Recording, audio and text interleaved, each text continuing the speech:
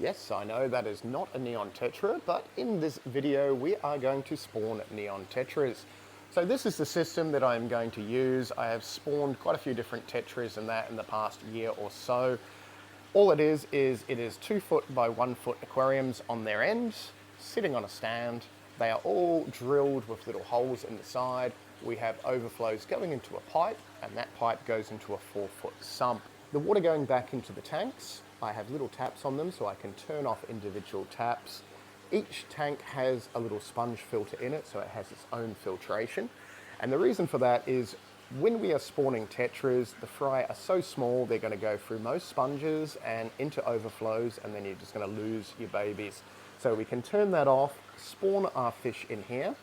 As the fry gets slightly bigger, we're doing regular little water changes on those, but when they get big enough to not go through a sponge overflow, we'll grab one of these, which is our overflow thing, push that in there, and then we can turn that on, and then they go back into the main system.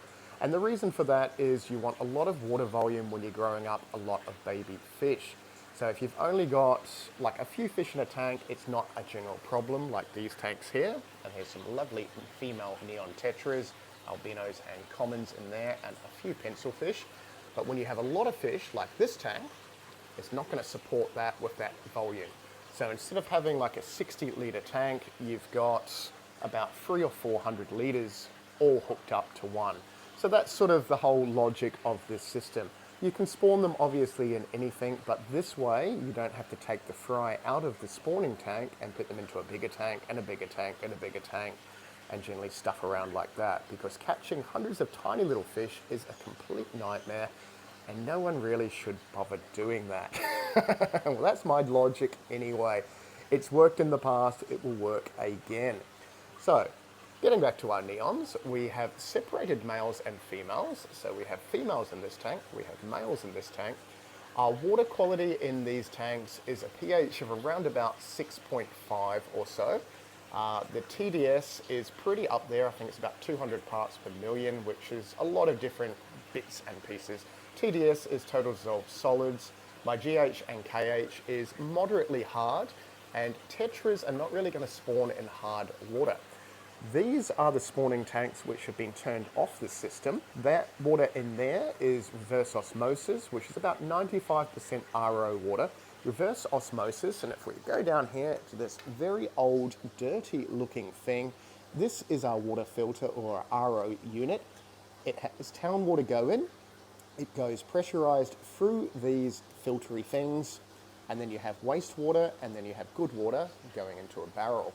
So it pretty much gets rid of just about everything out of the water. It not only does it get rid of chlorine, but it gets rid of trace elements, minerals, everything. So you get pure water, and pure water is not that great because it has everything out of it. It's just water without trace elements, minerals, everything that you kind of need to survive. And that's why you don't drink just RO water. You also don't want to live in just RO water because fish, like these cute little cichlids there, need trace elements and minerals to survive. But where the tetras in the wild spawn, they spawn after the rainy season, and the rainy season floods the forest, tons of rainwater, the pH drops because of all the leaf litter, sort of like that tank there, and everything. So the pH drops low, the mineral content drops low, and then the fish go, oh, it's time to spawn, and they spawn. Yes, so we're recreating that in the tanks. 95% RO water, 5% tap water. My TDS is around about 30 or so, which just means that there's extra minerals and bits and pieces in there. KH and GH is super, super low. So you could probably spawn them in pure RO water, but you'll probably get deformed babies that are not going to grow because there's no trace elements or minerals. Okay, now that that is all out the way, simple stuff like temperature, you want 22 to 24 degrees. So neon tetras will spawn cold. 21 degrees, not a problem. These tanks are hovering about 22 degrees, which is perfect this time of year. Because we live in the subtropics, it gets too hot in summer for them to spawn properly. They will still spawn, but you just don't get many fry survive.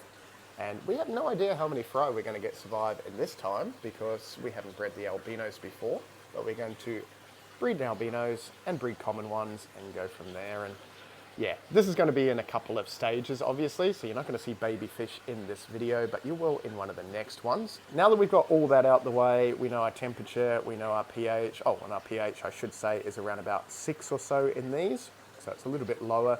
I've altered the pH with an acid buffer, and I have added a black water extract, which is that stuff there, which just gives you all the bits and pieces they would get in the wild with decomposing leaf material.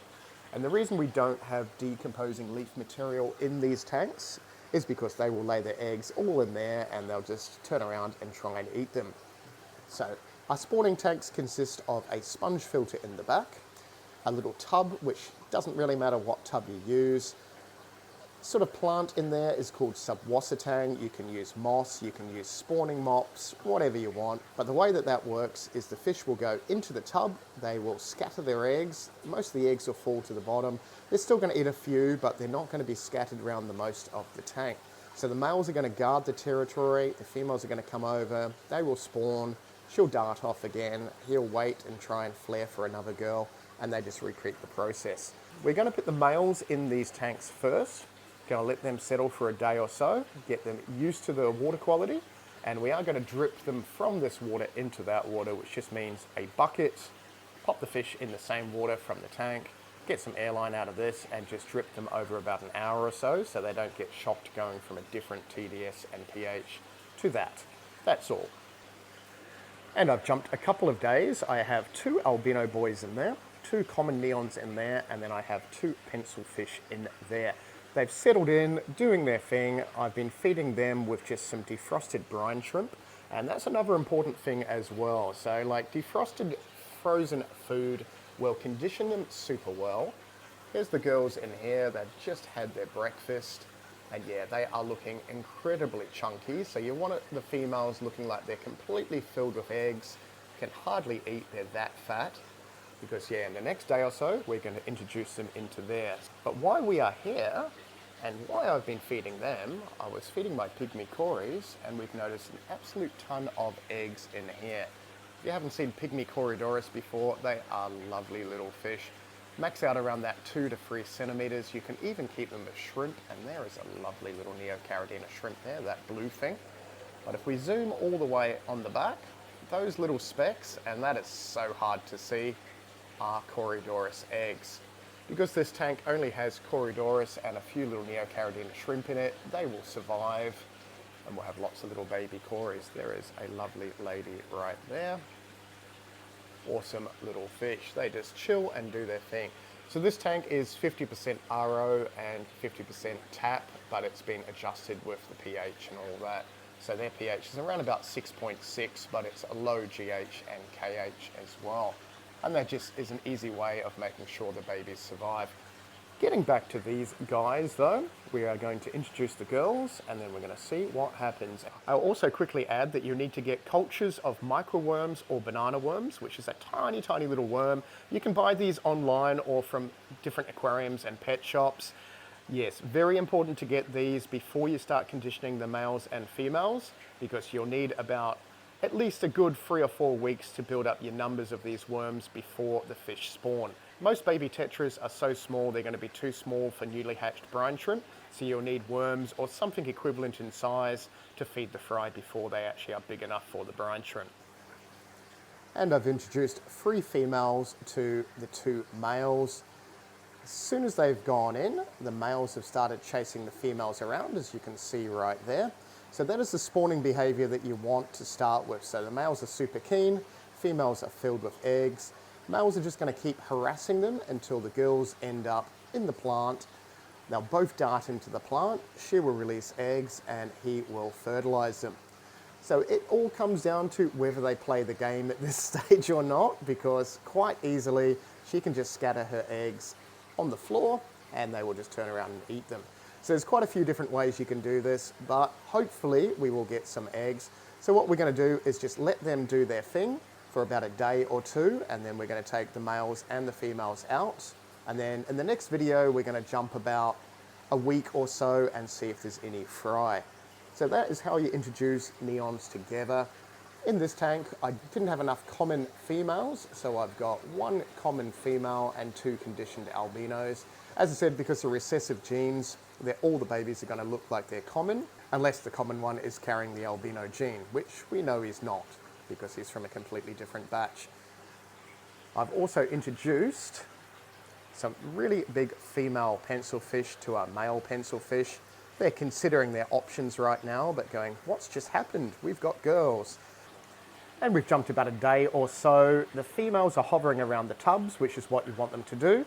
The males will court the females, and as soon as the male goes near a female, the female will dart into the plants. She'll release her eggs, and then he will fertilize them. So you sort of want to see the females hovering around your spawning area. And then as soon as the males dart down in there and breed with them, they're going to release eggs. So as long as the males don't spend all their time down there eating the eggs, you should get a fair few survive. So we're going to give these guys and girls probably a couple of days to spawn, and then we're going to slowly drip them back into the main system, which is up in these tanks, and then expect the eggs anything from 48 hours to 72 hours to actually hatch and start to see the fry up the top. So the next video we will have the fry and go through how to feed them and all that wonderful stuff. If you did enjoy this video, click the thumbs up so I know. If you've got any comments, comment down below. And yes, next video will probably be in the next week or 2 when I get more time. If you do want to watch some other videos, just click the screeny thing now and you'll see other bits and pieces. And we will see you in the next one.